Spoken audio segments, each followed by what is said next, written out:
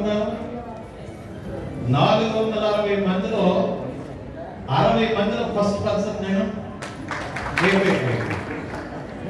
అందులో 30 మందికి ఉద్యోగాలు ఇచ్చారు, అందులో ఫస్ట్ పర్సన్ నేను. మీకు చెప్పడానికి ఈ 2 నిమిషాలు అర్థమవుతుందా? కాబట్టి ఏంటంటే అక్కడ 30 మందిలో పోటీ పడి నేను ఫస్ట్ వచ్చాను, డబ్బులు లాస్ అయిపోయాను, లాస్ట్ వచ్చాను.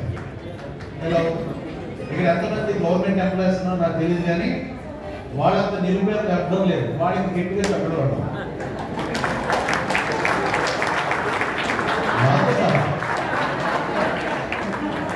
ఎందుకు కొడితే